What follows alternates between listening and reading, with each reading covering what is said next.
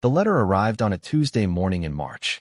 It came in a plain white envelope, slightly yellowed at the edges, with a first-class stamp that had not been issued in over 15 years. The handwriting on the front was neat and deliberate and unmistakable.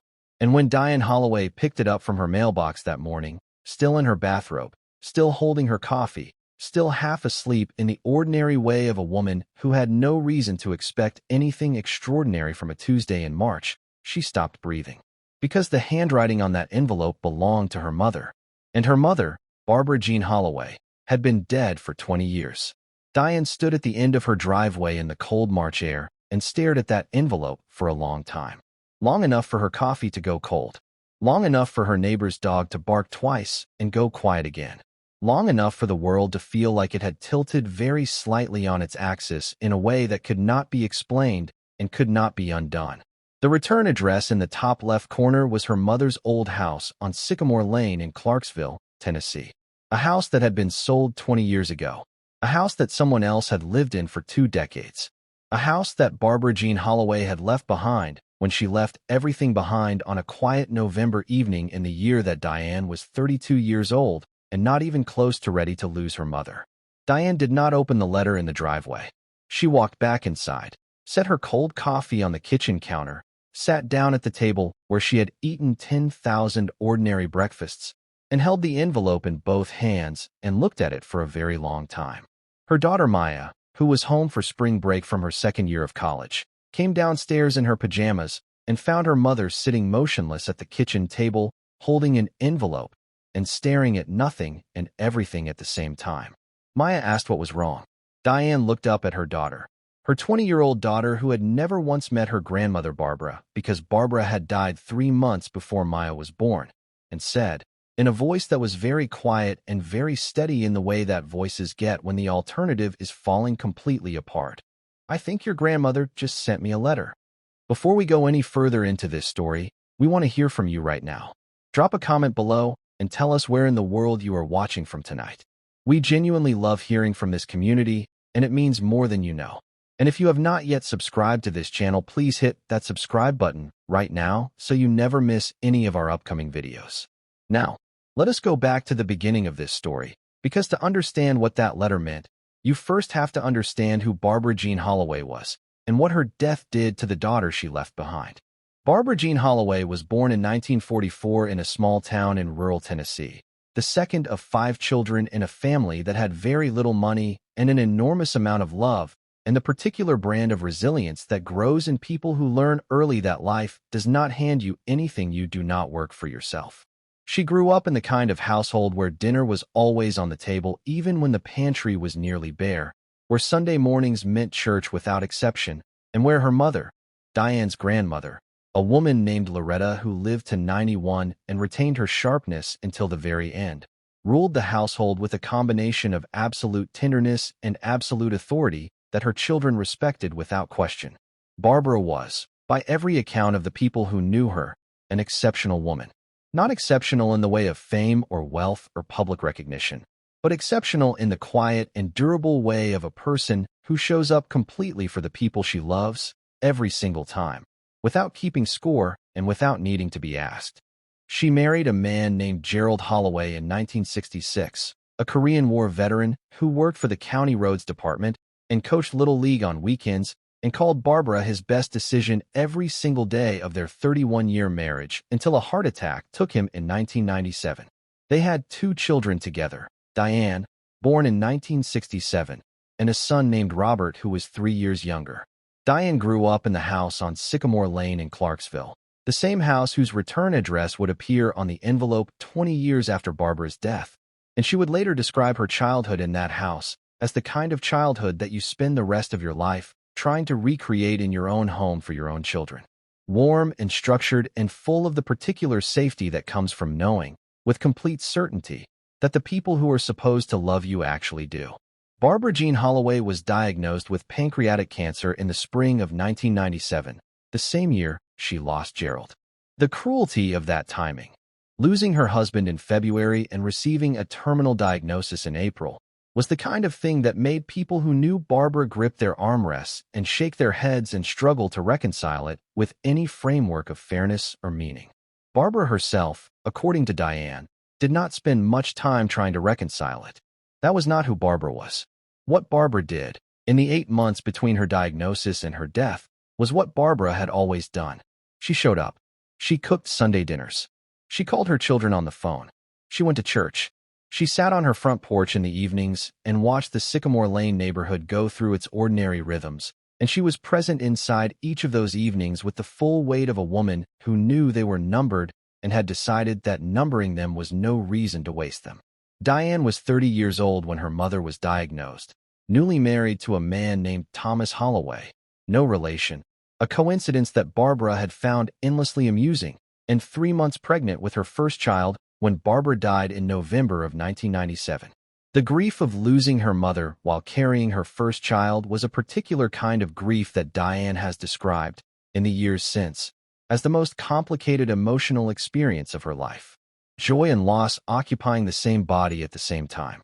A baby growing toward the world and a mother leaving it simultaneously, and Diane in the middle of both of those enormous movements with no way to separate them and no choice but to carry them both. Barbara never met Maya. She died 11 weeks before her granddaughter was born.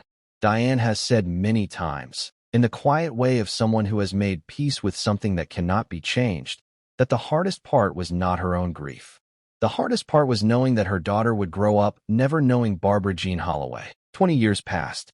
This is the part of the story that is important to hold on to, because 20 years is not a short time. 20 years is long enough for a child to be born and grow up and leave for college.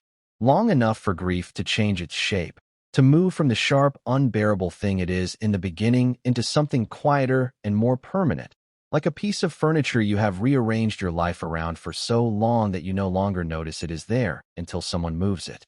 Diane raised Maya in a house full of Barbara. There were photographs on the walls and stories at the dinner table and a particular recipe for cornbread that Barbara had written on an index card in 1985 that Diane had laminated and kept in the kitchen drawer for 20 years and made every Thanksgiving without exception. Maya grew up knowing her grandmother the way children know people they have never met, through the accumulated testimony of the people who loved them, through photographs and objects and repeated stories, through the particular warmth that enters a room when someone says her name. And then it was a Tuesday morning in March, 20 years after Barbara's death, and there was a letter in the mailbox. The envelope, when Diane finally opened it at her kitchen table with Maya sitting across from her, contained 2 things.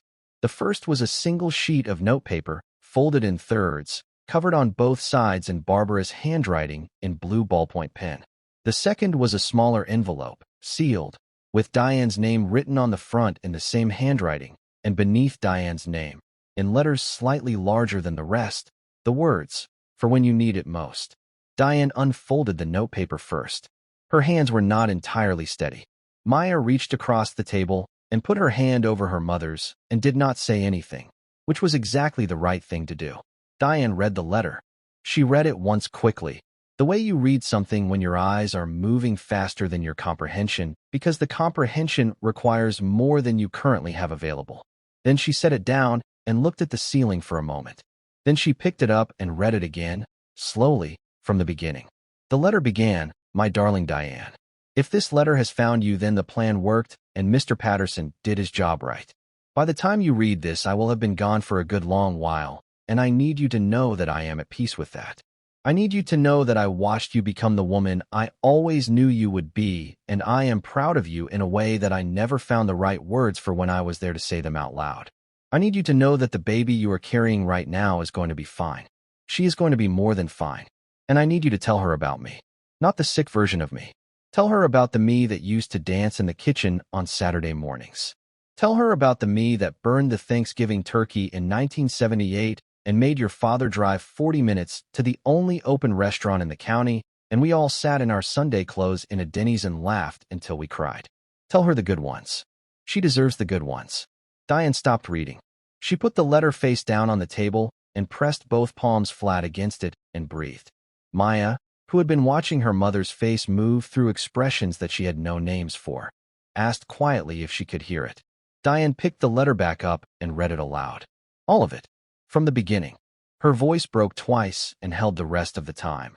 And when she finished, the kitchen was very quiet in the way that kitchens get when something large and true has just entered them, and the ordinary sounds of the refrigerator and the traffic outside and the house settling have all stepped back to make room for it. Now, before we go any further into what that letter contained and what it revealed and what it set in motion, we need to talk about how it got there. Because the question of how a letter written by a woman who died in November of 1997 arrived in her daughter's mailbox in March of 2017 is not a supernatural one. It is a human one. And the human answer to that question is a man named Harold Patterson, a retired postal worker from Clarksville, Tennessee, who was 81 years old when Diane's letter arrived, and who had been carrying a secret of his own for 2 decades. Harold Patterson had known Barbara Jean Holloway for 30 years. They had been neighbors on Sycamore Lane since 1967, when Harold and his wife Evelyn had moved in 3 houses down from Gerald and Barbara, and the two families had become the particular kind of neighbors who are something more than neighbors without quite becoming family. The kind who watch each other's houses and share garden vegetables and appear at each other's doors with casseroles during the hard times without being asked. Harold had worked for the United States Postal Service for 32 years, retiring in 1995. And it was this professional history combined with his personal affection for Barbara that had led to the conversation that would define the last 20 years of his life as a keeper of a promise. In the summer of 1997, for months after her diagnosis and 3 months before her death, Barbara Jean Holloway had knocked on Harold Patterson's door on a Tuesday afternoon and asked if she could come in and talk to him about something.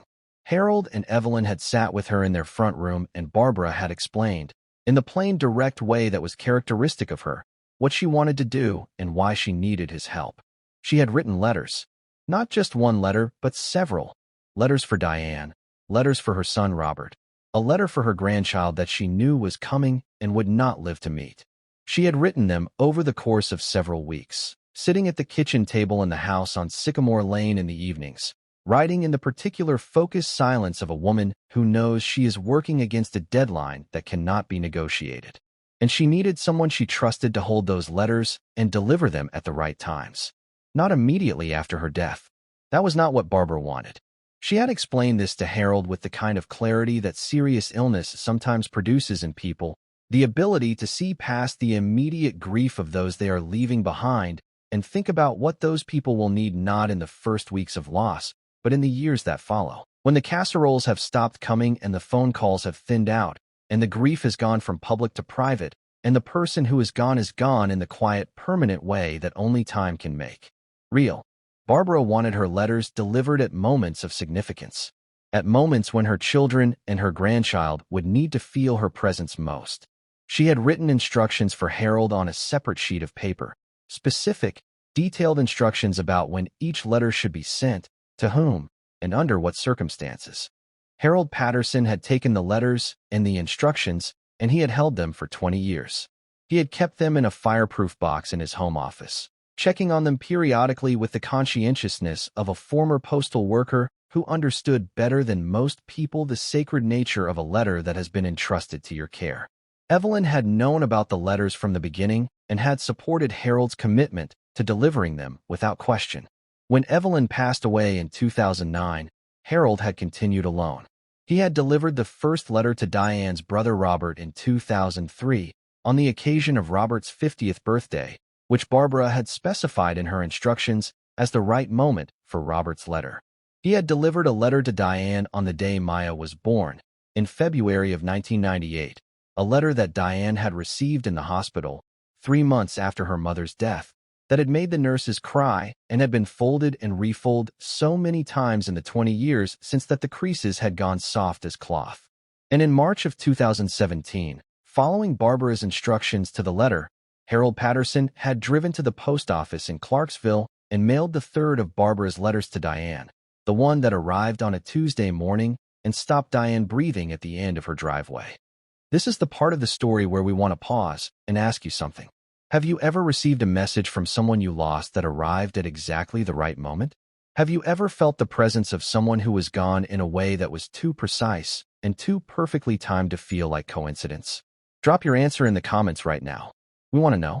And if you are not yet part of this community, please subscribe and hit the notification bell so you never miss a story like this one. The letter that arrived in March of 2017 was timed, according to Barbara's instructions, to coincide with the 20th anniversary of her death and with what Barbara had described in her instructions to Harold as the moment when the sharpest part of the grief will have softened enough for Diane to be able to receive what I need to say without it breaking her. Barbara had been right about the timing in the way that mothers are sometimes right about their children across distances and years that should make such accuracy impossible.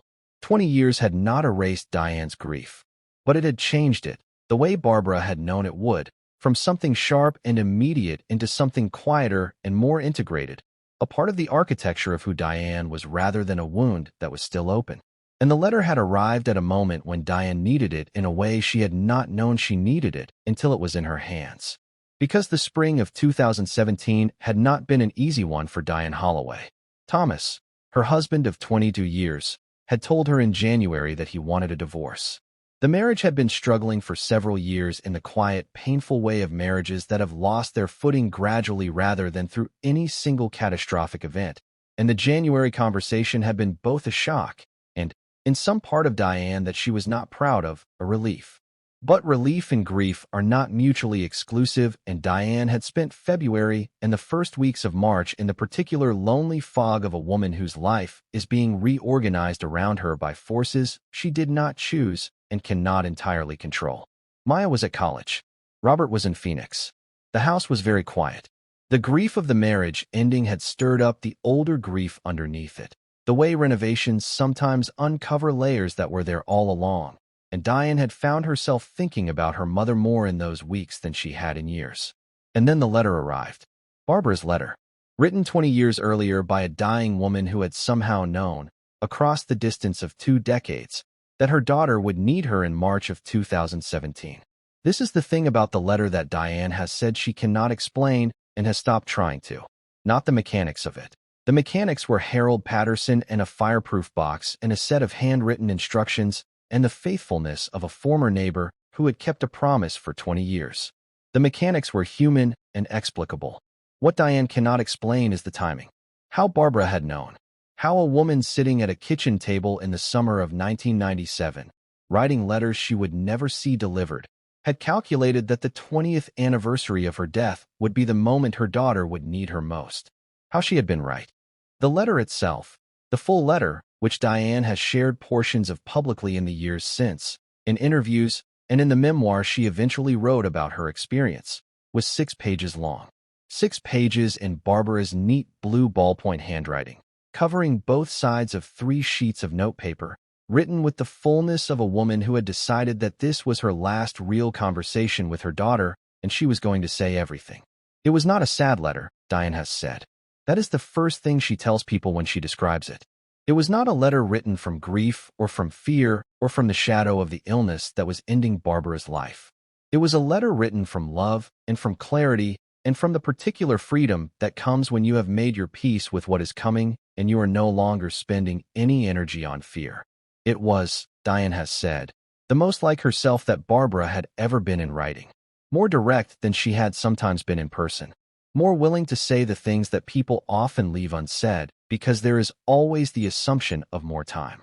Barbara wrote about Gerald, about how much she had loved him and how his death 8 months before her own had broken something in her that she had not tried to repair because she had not seen the point, and how she had arrived at peace with that brokenness because it was the price of having loved someone that completely, and she would have paid it again without hesitation.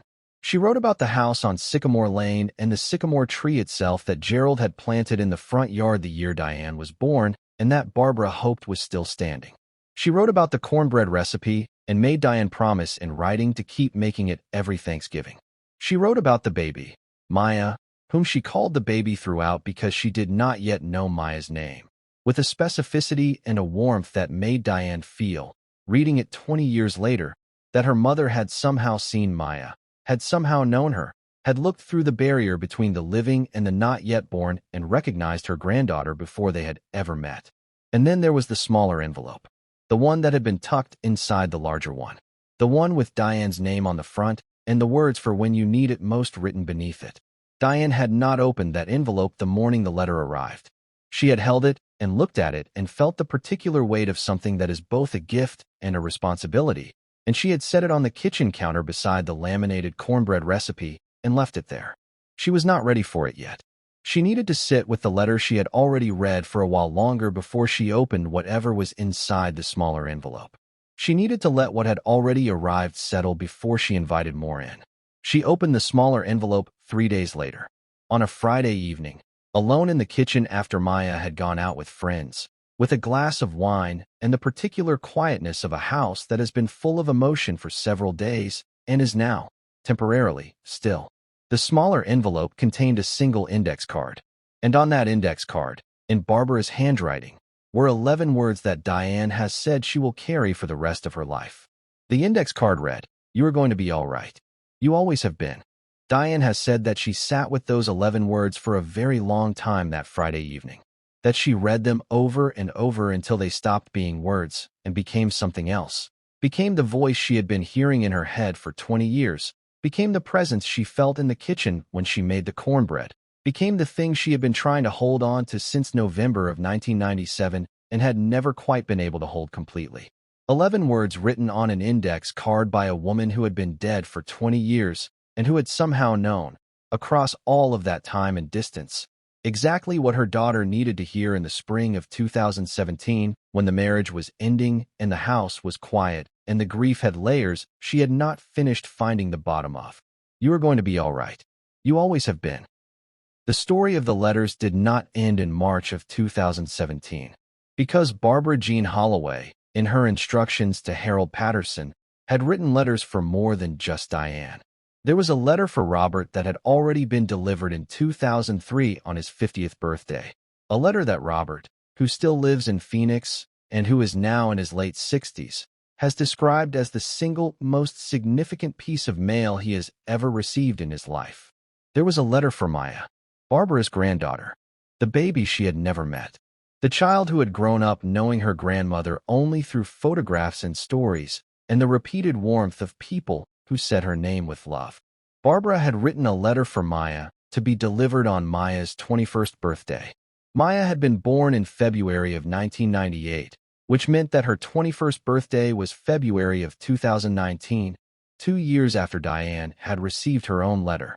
Harold Patterson, now 83 years old and in somewhat reduced health but entirely clear in his commitment to finishing what he had started for Barbara Jean Holloway in the summer of 1997, mailed Maya's letter in January of 2019 so that it would arrive in time for her birthday. Maya received the letter at her apartment near campus. She was 20 years old, 3 weeks away from turning 21, a junior in college studying education. A fact that Barbara could not have known when she wrote the letter, but that felt, to Maya, reading it, like something her grandmother had somehow anticipated. The letter began, according to Maya, with the words, "Hello, my darling girl. I don't know your name yet, and I don't know your face, but I know you are real because I can feel you, and I know you are going to be wonderful because you are your mother's daughter, and your mother is the best person I have ever known." Maya called Diane from her apartment and read the letter aloud over the phone. Diane, who was in her kitchen in Clarksville when her phone rang and saw her daughter's name on the screen, answered to the sound of Maya crying before she had said a single word. And then Maya began reading. And Diane stood in the kitchen beside the laminated cornbread recipe on the counter and listened to her daughter's voice reading her mother's words across 21 years, and the grief and the love and the extraordinary improbability of it all moved through her in a wave that she did not try to stop or manage or contain. This is the part of the story where Harold Patterson needs to be fully understood, because Harold Patterson is not a footnote in this story. He is one of its central figures.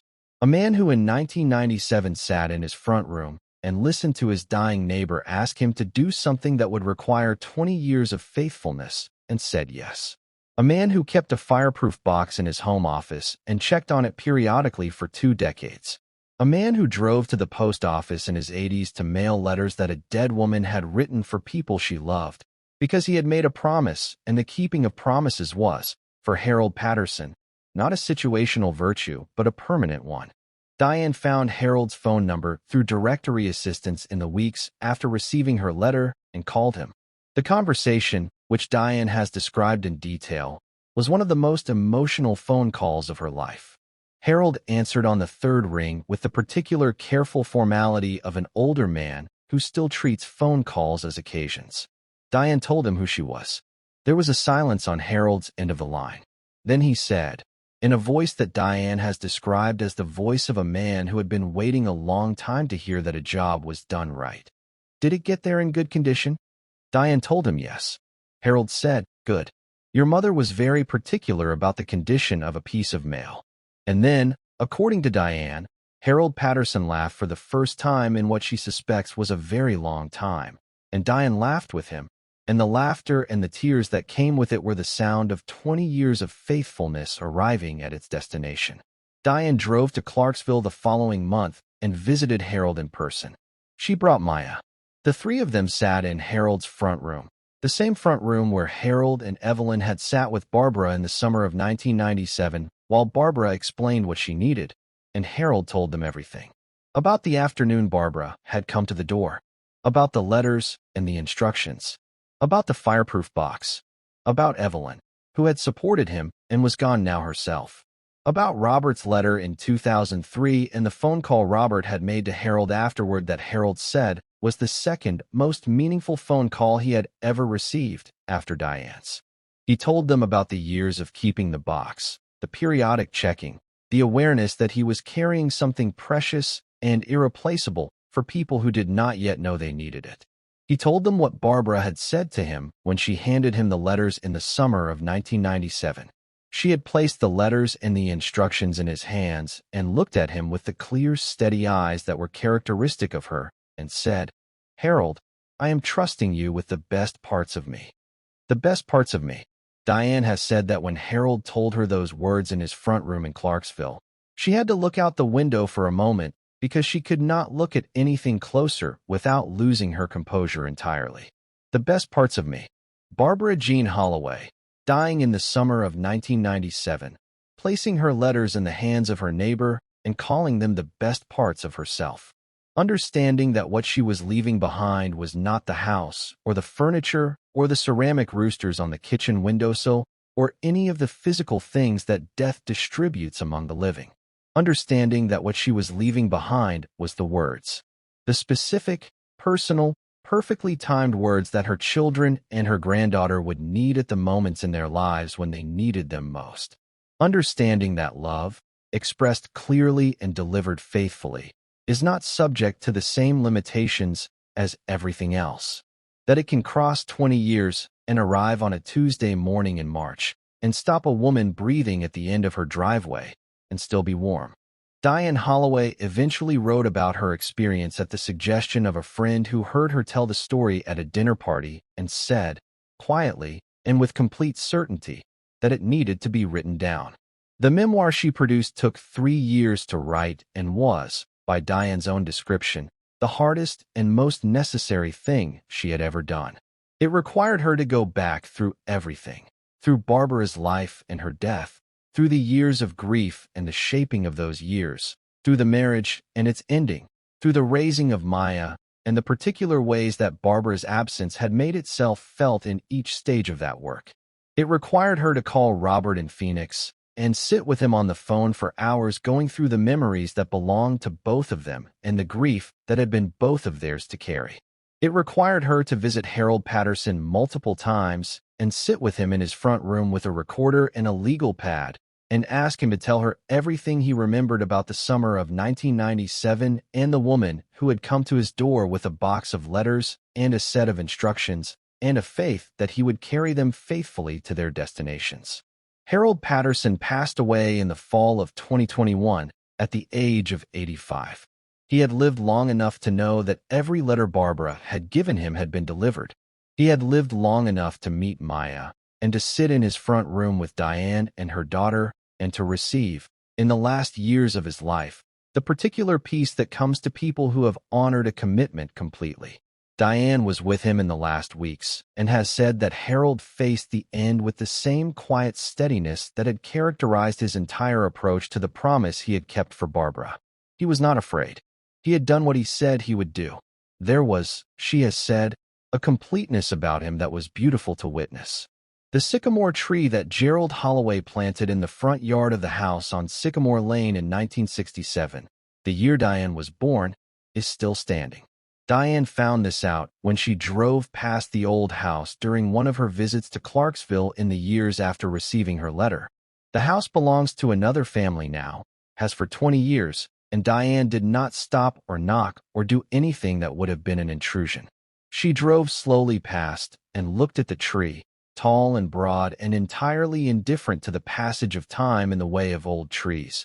And she thought about Barbara watching it from the front porch on summer evenings, and about the cornbread recipe laminated on her kitchen counter at home, and about 11 words on an index card that she has kept in her bedside drawer every night since the Friday evening she first read them.